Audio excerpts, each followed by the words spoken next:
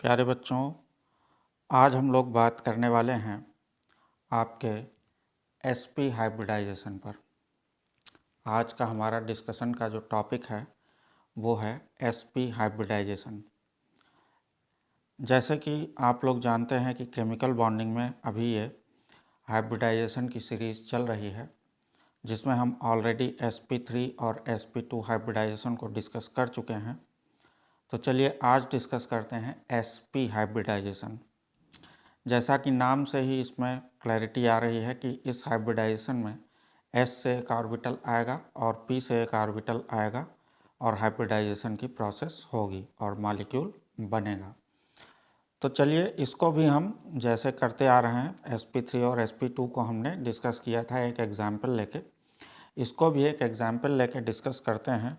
तो इस sp hybridisation का एग्जाम्पल जो हमें देखने को मिलता है वो होता है हमारा एसिटिलीन का मॉलिक्यूल, जिसका स्ट्रक्चर कुछ ऐसा होता है C∼C और इसके साथ एक हाइड्रोजन और इधर इस कार्बन के साथ एक हाइड्रोजन। ये है हमारा एसिटिलीन का मॉलिक्यूल। इसमें हाइब्रिडाइजेशन को डिस्कस करते हैं। चलिए, तो सबसे पहले कार्बन इसमें हमारा सेंट्रल एटम है, तो कार्बन का इलेक्ट्रॉनिक कन्फिगुरेशन लिखते हैं। यह आ जाएगा हमारा 1s2 2s2 और 2p2। अब अगर इस कन्फिगुरेशन का हम ऑर्बिटल पिक्चर बनाएं तो देखें 2s में अपने 2 इलेक्ट्रॉन हैं जो इस तरह से पेयर्ड फॉर्म में रहेंगे, और 2p सबसेल में अपने पास 3 ऑर्बिटल होंगे, क्योंकि p सबसेल में 3 ऑर्बिटल होते हैं। तो 2p में हमारे पास सिर्फ 2 ऑर्बिटल हैं, 2p सबसेल में अपने पास 2 इलेक्ट्रॉन हैं, तो एक इलेक्ट्रॉन यहाँ और दूसरा इलेक्ट्रॉन इस ऑर्बिटल में आ जाएगा। ये जो ऑर्बिटल पिक्चर मिली हमें कार्बन की, बच्चों ये हमें मिल रही है आपका ग्राउंड स्टेट में। किस स्टेट में? Ground state. अब ये जो कार्बन है ये हाइड्रोजन के अटैक से थोड़ा एक्साइटेड स्टेट में आएगा, और एक्साइटेड स्टेट में क्या होगा, इसका ये जो एक इलेक्ट्रॉन है ये जंप करके इस ऑर्बिटल में पहुंच जाएगा। कहाँ पहुंच जाएगा? यहाँ से जंप करके इस खाली ऑर्बिटल में पहुंच जाएगा। तो उससे क्या होगा? उससे आपकी पिक्चर जो ऑर्बिटल्स की होगी वो कुछ इस तरह की आ जाएगी। एक इलेक्ट्रॉन यहाँ रह गया और p के ये 3 ऑर्बिटल हैं, और अब तीनों में एक एक इलेक्ट्रॉन आ गया। अब प्यारे बच्चों क्या होगा, एक ऑर्बिटल s से आएगा और एक ऑर्बिटल p से आएगा। कितना कितना ऑर्बिटल आ रहा है? एक s से आ रहा है और एक p से आ रहा है। तो हाइब्रिडाइजेशन का नाम क्या हो जाएगा? sp hybridization. ठीक, तो कितने हाइब्रिड ऑर्बिटल आपके इस केस में बन जाएंगे? टोटल 2। इस तरह से ये 2 sp हाइब्रिड ऑर्बिटल अपने बन जाएंगे। लेकिन प्यारे बच्चों यहीं पर देखो, इस 2p सबसेल में टोटल कितने ऑर्बिटल थे आपके पास? 3 ऑर्बिटल थे 2p सबसेल में, एक px, एक py और pz। तो इस हाइब्रिडाइजेशन की प्रोसेस में आपने देखा कि सिर्फ px ऑर्बिटल, ये वाला px ऑर्बिटल ही हाइब्रिडाइजेशन में पार्टिसिपेट किया। py और pz ऑर्बिटल्स, यानी ये वाला ऑर्बिटल और ये वाले ऑर्बिटल ने हाइब्रिडाइजेशन में पार्टिसिपेट नहीं किया है। तो इनको हम थोड़ा सा अलग कलर से बनाएंगे, क्योंकि ये हाइब्रिडाइजेशन में पार्टिसिपेट नहीं कर रहे हैं। लेकिन हाइब्रिडाइजेशन में पार्टिसिपेट नहीं करने का ये मतलब नहीं कि ऑर्बिटल्स का अस्तित्व नहीं है, वो खत्म नहीं हुए हैं, वो हैं, लेकिन हाइब्रिडाइजेशन में पार्टिसिपेट नहीं किए हैं। तो ये जो प्रोसेस हुई आपकी ये वाली, ये प्रोसेस बोली गई आपकी sp हाइब्रिडाइजेशन। और ये जो 2 हाइब्रिड ऑर्बिटल बने ब्लैक कलर से, ये हैं आपके sp हाइब्रिड ऑर्बिटल्स। अब चूंकि ये कार्बन है तो इसका जरा हम देखते हैं कि ये पूरा ऑर्बिटल्स में हो कैसे रहा है। देखिए sp हाइब्रिडाइजेशन में कौन कौन आया? कार्बन का एक s ऑर्बिटल आया, ठीक, अभी एक कार्बन की बात कर रहे हैं।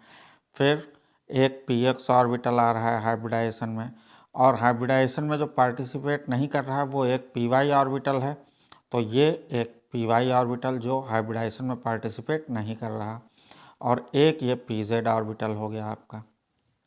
ठीक, तो जैसा कि आप लोग अब तक समझ गए होंगे, होगा क्या, ये एस ऑर्बिटल इस पी एक्स के अंदर शिफ्ट हो जाएगा। कैसे? ऐसे, ये पी एक्स है, अब इसी के अंदर ये एक्स शिफ्ट हो गया, ये आ गया आपका पी वाई। अब पी वाई ऑर्बिटल का जो ये अपर लोब है, इसको डिसइंटीग्रेट कुछ बुक्स बताती हैं, तो आप भी इसको डिसइंटीग्रेट मान लो, और ये पी जेड ऑर्बिटल ये हो गया आपका। ठीक, इसका भी अपर लोब मान लिया डिसइंटीग्रेट हो जाता है। अब ये एक कार्बन का है, अब इसमें देखिए हर एक ऑर्बिटल में एक एक इलेक्ट्रॉन है यहाँ पर, तो ये मान लिया एस का इलेक्ट्रॉन, पी एक्स में मान लिया यहाँ पर है, पी वाई में यहाँ पर है और पी जेड में यहाँ पर है। तो ये एक इलेक्ट्रॉन यहाँ आ गया, एक इलेक्ट्रॉन यहाँ आ गया और एक इलेक्ट्रॉन यहाँ आ गया। जो एस का इलेक्ट्रॉन है वो यहाँ पी एक्स में आ गया इस लोब में। ठीक, अब क्या होगा, इसी तरह से दूसरा कार्बन होगा, उसके भी इसी तरह से हाइब्रिड ऑर्बिटल्स बने होंगे, दूसरे कार्बन के भी हाइब्रिड ऑर्बिटल्स इसी तरह बने होंगे, क्योंकि एसिटिलीन में देखिए 2 कार्बन मॉलिक्यूल हैं। एसिटिलीन में कितने कार्बन के एटम्स हैं? 2, एक ये और एक ये।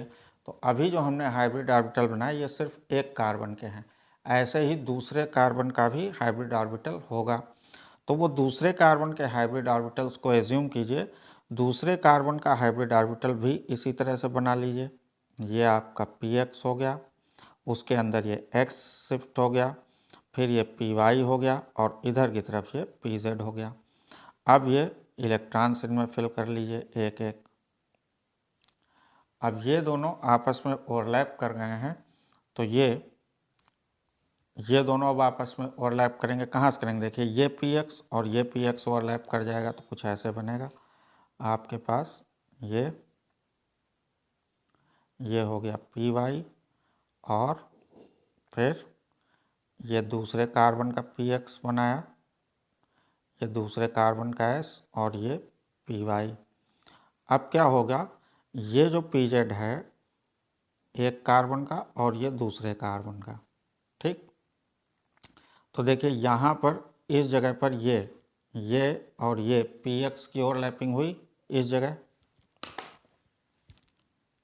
यहाँ पर, तो ये कैसी ओवरलैपिंग है? ये है पी एक्स ओवरलैपिंग।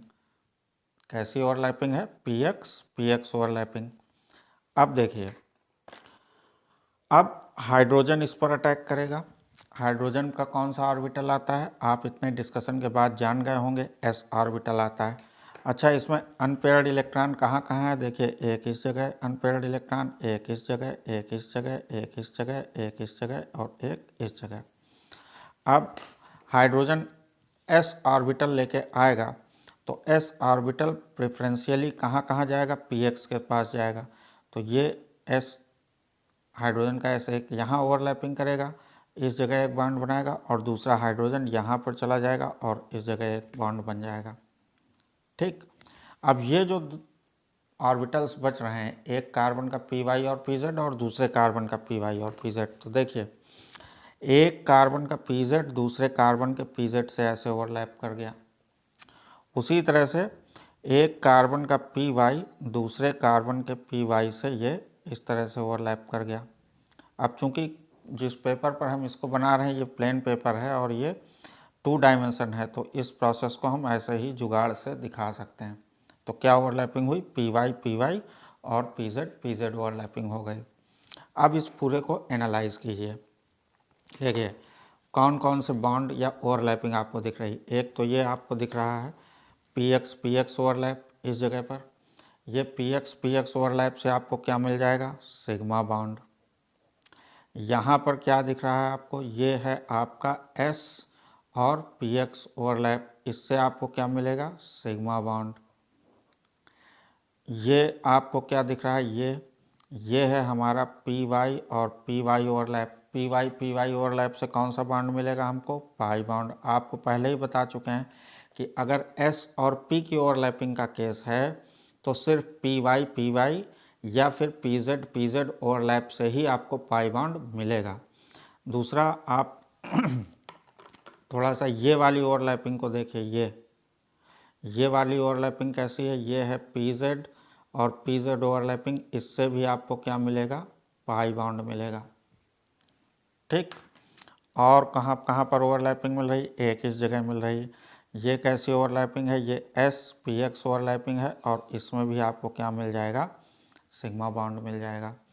तो इस पूरा ऑर्बिटल पिक्चर या ये जो एसिटिलीन का ऑर्बिटल पिक्चर आप बना रहे हैं ये पूरा, इसमें आपको क्या क्या दिखा बच्चों, इसमें आपको दिख रहा है पहले 2sp हाइब्रिडाइज्ड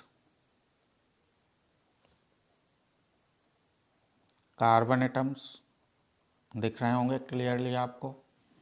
दूसरी चीज़ आपको क्या दिखी, देखिए ये PX की ओवरलैपिंग हो गई, किसके किसके बीच है, एक कार्बन और दूसरे कार्बन के बीच। तो 1 कार्बन कार्बन सिग्मा बॉन्ड किस वजह से हुआ, ये PX की ओवरलैपिंग से। अब आप जरा एसिटिलीन का मॉलिक्यूल जो हमने शुरुआत में बनाया था उसको देखिए, इस कार्बन और इस कार्बन के बीच में सबसे नीचे वाले को अगर सिग्मा बॉन्ड मान लोगे तो ऊपर के दोनों क्या हो जाएंगे, पाई।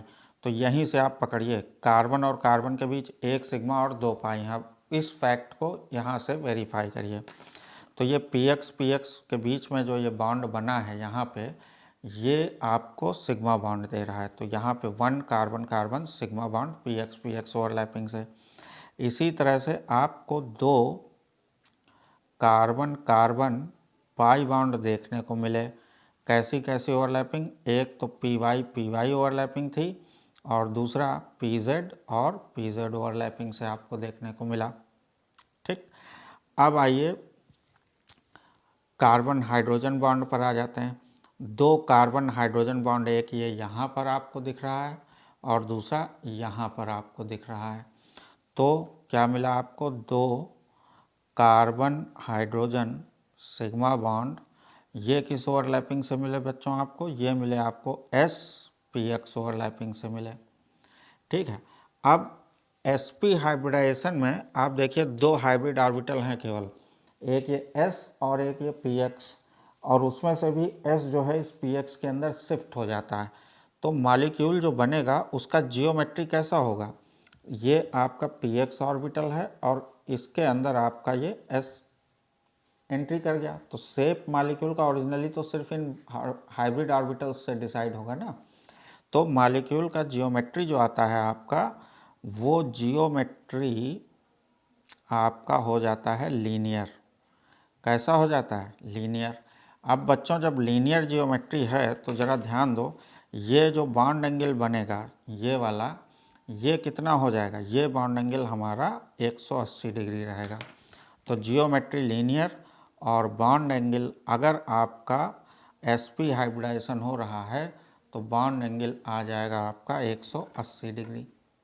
ठीक, इसी तरह से अगर आप किसी दूसरे मॉलिक्यूल्स को डिस्कस करना चाहें तो उनको भी आप कर सकते हैं। जैसे एक मॉलिक्यूल आपका बड़ा फेमस है BeCl2,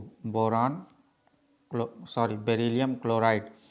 तो BeCl2 का स्ट्रक्चर कुछ ऐसे होता है ये।